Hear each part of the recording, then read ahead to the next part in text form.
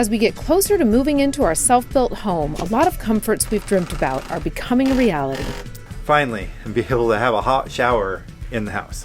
As Ryan finalizes the bathroom, Sarah hops under the house to make sure we're protected for the winter. So when we do get below freezing weather, we're not worrying about that. We move on to completing the trim on our ceiling, and we've chosen a very unique product to add a little special flair to the finishing touches of the house. Follow along as we get closer and closer to getting our certificate of occupancy. And if you haven't already, be sure to hit the subscribe button and ring the bell so you don't miss a moment of the build.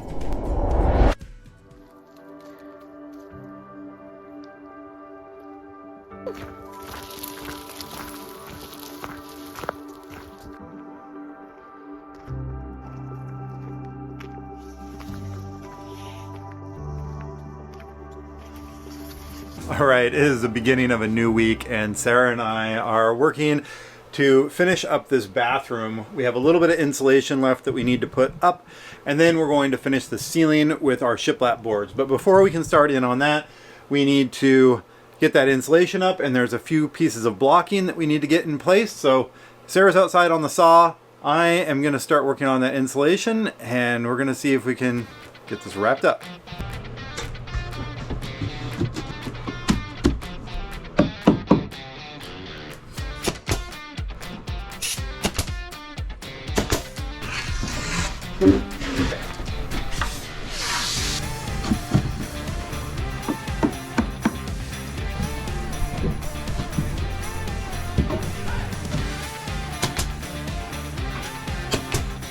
We have so much happening on the build these days. It feels like there's a lot of open ends with all of our projects, between covering all of our walls and our ceilings, and then working on getting our bathroom complete, and also just getting the insulation completely done under the house, so it's one last thing to worry about. So today we're going to focus on the bathroom project, and we're going to work on the insulation under the house. Ryan is going to be working on waterproofing the shower surround, and then while he's tackling that, after he no longer needs my help, I'm going to go below the house and finish securing all of our insulation and putting all of the insulation that needs to go around any of our other water pipes. So it's a busy day on the build and hopefully we get a lot done. Here we go.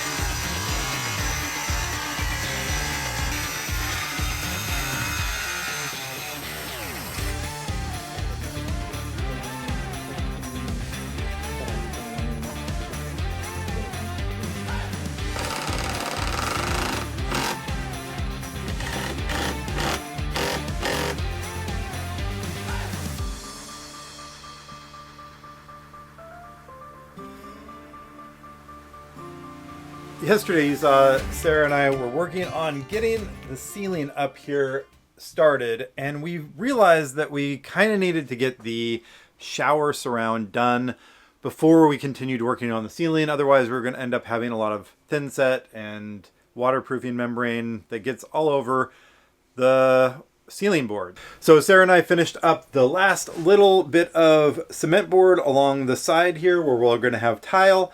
And now I'm going to get ready to do the thin set and the waterproofing. So I'm going to get busy and tape up all these seams, then go back and put the thin set on. And then once all that dries, we'll be ready to put the waterproofing membrane on. And once we get there, it starts getting exciting, because even if we don't have the tile up, things will be waterproofed enough that we can take a shower. So that's going to be really exciting. We'll get to use this tub and the shower finally, and be able to have a hot shower in the house.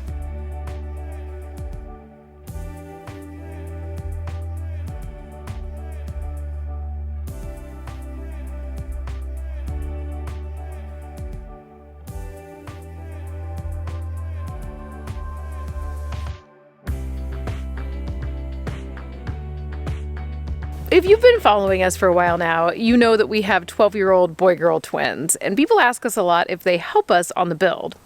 And they do not, but to their credit, they go to school, that is their job, and this is the crazy adventure that we decided to go on. Yes, and that's kind of the main thing. I always tell people, I'm like, they didn't choose to do this, we chose to do this, so we work pretty hard to keep their life as normal as possible.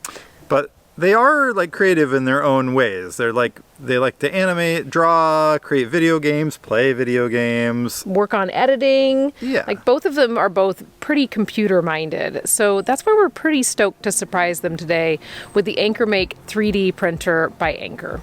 We're actually going to show it to them for the first time today and let them pick something out on the app that goes with it and see how simple this process can be. Assembling the AnchorMake M5C 3D printer only took about 45 minutes working by myself. Using the easy-to-follow instructions, we were up and printing in no time. Hey, Owen and Lindy, come in here! What's that? It's a 3D printer we got from Anchor. We get to try it out. Whoa, what are we gonna print with it? There's a ton of stuff we can pull up on the app. You want to check it out? Sure. So which one are you going to do? The cat. Okay, let's check it out. The kitty. Big-eared cat. Okay, so then we I hit can paint it. Then we hit print. Choose our printer. 30 minutes. 30 minutes. Whoa. Okay, you want to hit print? Oh, there we go. Do you think you're going to learn how to like operate the software so you can like create your own things, or? Maybe. I have Yeah? Blender, and I think you can transport it in with the One of the reasons we're excited about this 3D printer option for our kids is because we actually think it's simple enough that after they've done it a few times, they can actually start creating on their own and build and expand projects that they want to take on. It's a high-speed entry-level printer and it's suitable for beginners, so we think this is a perfect fit for our kids. You can actually pick your design from the corresponding app, and then it's just a one-click operation after that. It communicates with the printer and then it starts putting the project together. We're excited to continue to use the M5C AnchorMake 3D printer with our kids. What do you think? I love him with all my heart. It looks so cool. And if you have somebody tech-minded in your family, this might be a great option for them as gift-giving season is upon us. If you want to get this 3D printer at a special promotional price, there's a link down in the description of our video, so head there, check it out, and see if this is an option for you and your family.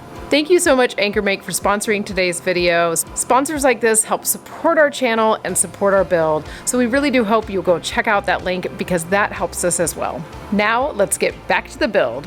While Ryan is working on the shower and getting all of that waterproofed, I'm actually ready to head downstairs into our crawl space.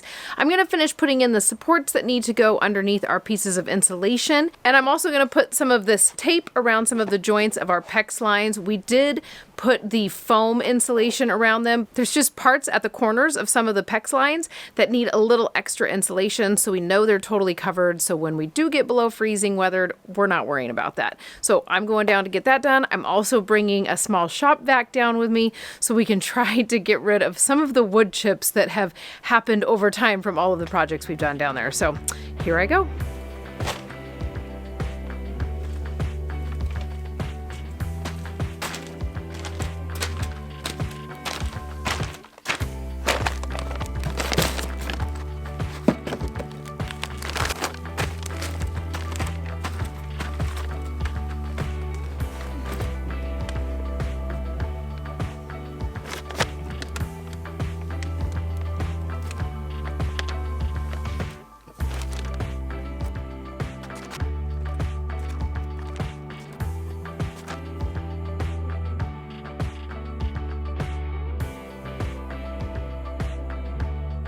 All right, I'm coming out to remix our thin set, and I'm gonna get busy starting to mud those seams on our hardy backer. Sarah's under the house getting some insulation supports in, just trying to finish up those last little things we need to do under the house to button up our insulation and waterproof our pipes. So getting closer to having this bathroom done. Unfortunately, the thin set probably needs to dry overnight, So we won't be getting the waterproofing in today, but at least we'll be ready to do that step after the thin set sets. So I'm gonna get this thin set mixed up and go start applying it.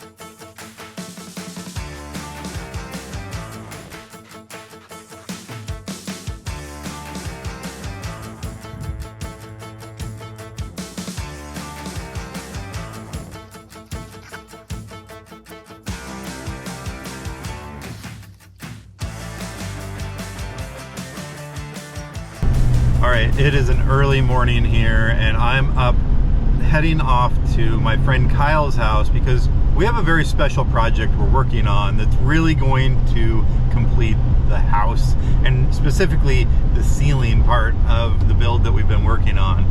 So we're gonna get the opportunity to work in Kyle's shop and he's gonna be able to use some of his expertise to add a little special flair to the finishing touches of the house. So come along for the ride as we get to work in Kyle's shop and he gets to show me a little bit about the trade of welding.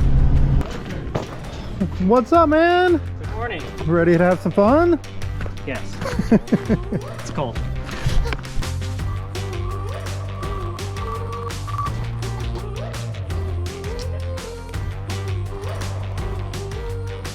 All right, you can see we're in Kyle's shop and we've got our metal trim pieces for our ceiling trim on the floor here. So I'm gonna start putting some holes in those so we can mount them to the shiplap. Kyle's over on his workstation. He's gonna be cutting up some blocks so that that trim will sit in the correct position and we'll take you guys along.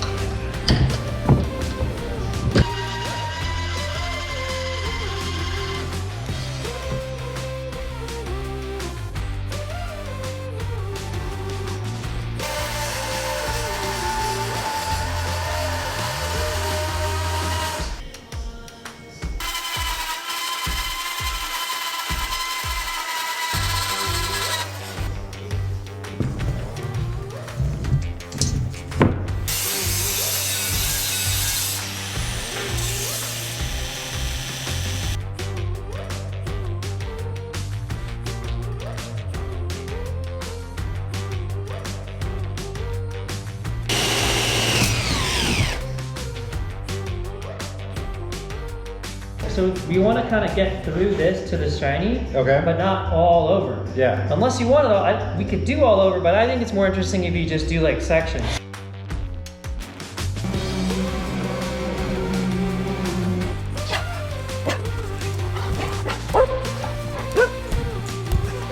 What are we doing, Kyle? We're patinaing them? All right, so we're part of the patina process. We've just taken off some of the mill scale on the steel. So that's these kind of shinier spots. That'll let the chemicals eat up those spots differently than where there is mill scale. So you'll see some fluctuations. It'll be really cool with the final product. So we're gonna spray on some hydrogen peroxide, some other stuff, some this, some that, sprinkle some salt, give it a wish. Some fairy dust. How long does the patina, is it after it dries or after like the chemical process reacts to the metal? It should happen pretty quickly, and then we're gonna wash it off to neutralize it, Okay. and then we're gonna dry it, and then we're gonna seal it with a clear coat. Okay, let's do it.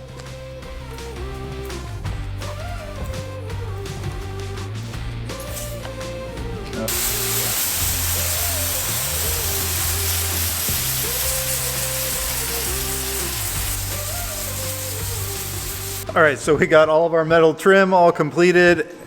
These are the little angle pieces that Kyle fabricated, and we're going to attach these here we're gonna weld these in place so that we have a nice attachment point at the top of the roof, and then we can just screw them right in. So we're gonna get the welder out and see if we can get this knocked out.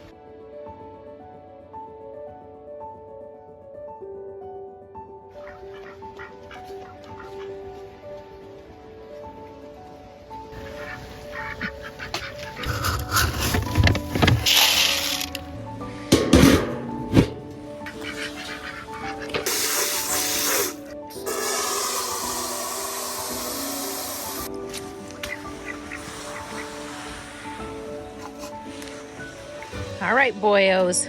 Clean food, clean water. Come here. Yeah, I know. This weather's hard, huh? Yeah, this rainy weather. All right, go get that food. Go get that food, girl.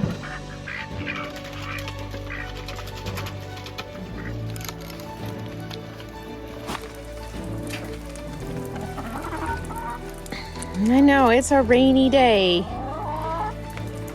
It's a rainy day, little Parmy. Okay, some clean water.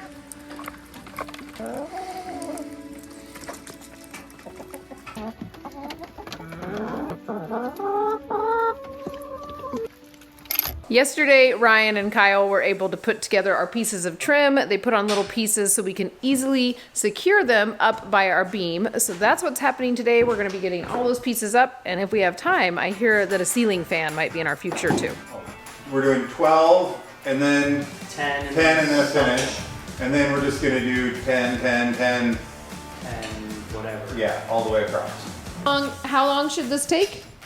I mean, like 15 minutes? Okay. 15, 20? All right.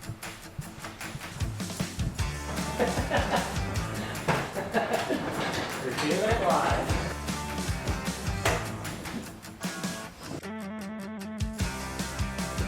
This is the longest piece? Yeah.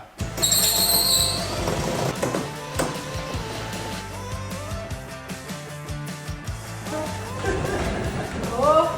Whoa!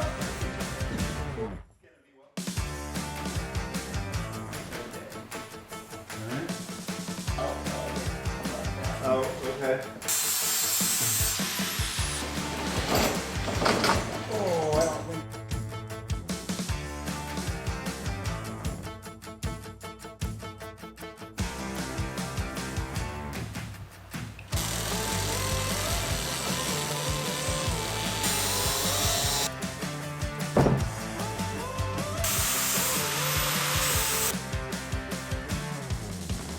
But I know we're not even gonna need it.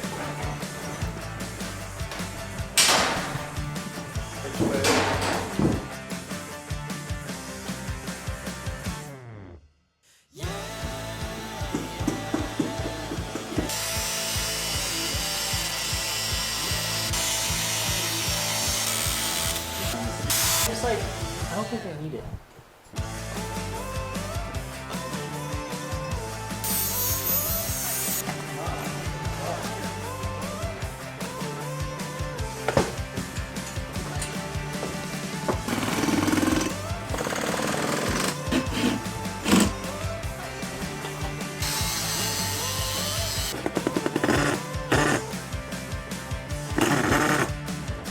We got done installing the trim, and it looks so cool with the steel up there, and it really matches in with the T-bracket of our beam and our column, so it just adds a whole cool look to it. So I'm really glad we went with that option.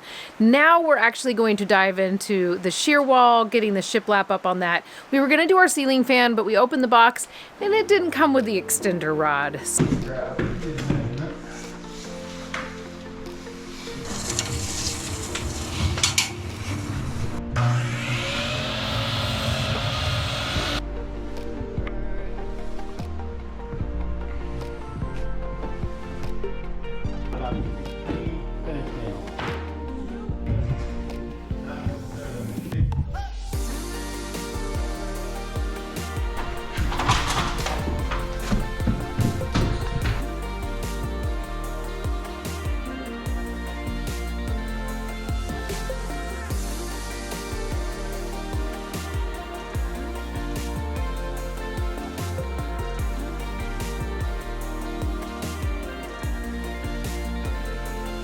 think I got it.